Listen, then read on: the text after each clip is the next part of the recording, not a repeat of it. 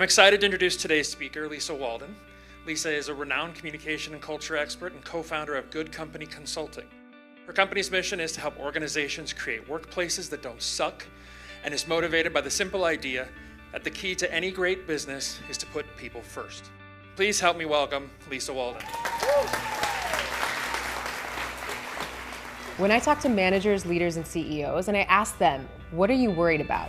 Almost across the board, the answer is burnout.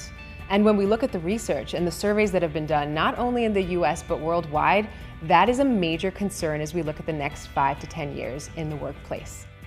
Don't get me wrong, technology is amazing. I don't know where I'd be without it, but it's had kind of a negative consequence, which is because we can work from wherever, whenever, because there is no unplugging, there is no goodbye client, goodbye guest, like I am leaving and you cannot reach me because there's no way to reach me. You are always reachable. You are always beholden to these people who want to reach out and ask questions and find out about this and that, and did that happen in the vendor? You are literally always available, unless you're very, very clear with boundaries, which is not easy to do. So we have this environment where we can't unplug, and all of these apps and these tools and this technology that was supposed to make it easier for us, that's supposed to make life more efficient and more productive. We're just getting pinged with all these notifications, all these emails. You're trying to respond, but you can't respond fast enough, and you end up feeling like, this is fine, I got this. Everything is totally, totally under control. But maybe not. At work, we've never had more tools and technology to keep us connected, and yet we've seen that in the last 20 and 30 years, the rates of anxiety, burnout, depression, and isolation have absolutely skyrocketed. 2007, the first iPhone emerged onto the scene, and it shook us. It shook the way we do everything. Because now you can do everything you need to do communication-wise from this one tiny little tool that you can carry around in your pocket. You can text, you can leave voicemails, you can send emojis, bitmojis, you can do basically whatever you want through this communication super machine that is the smartphone. We can't keep doing things the way that they've always been done. We need to look at the conditions that we're in right now and think, what are some key mindset shifts we can implement to improve productivity, to improve retention, to improve workplace motivation and happiness so that everyone wins, including your bottom line? And whenever we talk about this hashtag unplugging, I get a lot of skeptical faces. I could not possibly do that. You are crazy. You don't understand our industry. Yeah, I do know all those things. I totally get it. But it is possible to carve out just a little bit of time in your life, 5 to 10 minutes. It makes a huge, huge difference. And you have to be the one prioritizing that. No one is going to make it okay for you. You have to be intentional about setting that boundary, drawing that line, and unplugging. Unplugging is a version of self-care. There are real consequences. Burnout, it kills creativity. It kills your ability to communicate effectively. Confidence, curiosity, connection, all of these things really suffer when you don't take that time to unplug. I want to challenge audiences. I want them to think about things in a way that's different than they've ever thought of before.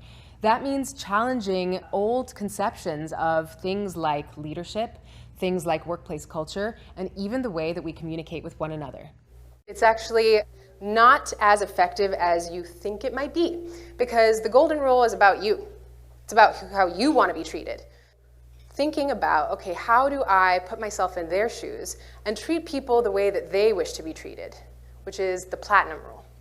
And this is especially effective in communication. It's especially effective to motivate and manage teams in the sales world, as you can imagine, because it's not about you. To get a message heard, you should communicate the way that people want to be communicated with. I think there's two kinds of people in the world. There's the kind of people in the world who write emails and send them without ever looking at them again. And then there's me, who reads her email 75 times and maybe once more and is like, can you proof this? Because I'm not sure that I did it sufficiently well. I was writing this email that took me like an hour and a half. It was beautifully crafted. There were bullet points. I counted my exclamations. There weren't too many. I highlighted stuff. I underlined things. It was a work of art. It took me, I'm not exaggerating, an hour and a half to write. Sent it. Whew, did it. Done. 1 minute later, the person I sent it to called me back and said, hey, Lisa, saw you wrote me a novel. Not going to read that. Do you want to just give me the bullet points right now? Okay, sure, Richard, let's chat, let's talk. But since that moment, I have never written him an email again. I call him when I need to have a conversation because I know that is his MO. And I just wasted my time writing this beautiful novel email because he's not going to read it. What I hope when people walk away from a presentation is that I've given them not only some key awareness around issues that they'd never really thought about before, but some actionable strategies that they can implement themselves. Rather than jumping to negative conclusions, assume positive intent.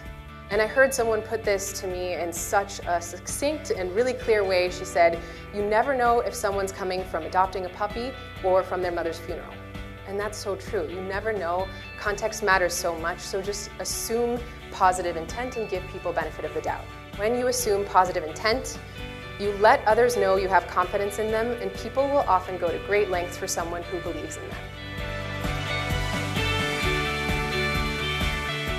I'm so excited to contribute to this conversation. I'm so excited about the work that we're doing to change the narrative around the workplace, because the workplace doesn't have to suck. You don't have to dread getting up in the morning on Monday to go into work. When you change how you think about work, when you put people at the center of your strategy, when you stop thinking about them as human capital and instead as whole humans, that's when everything changes.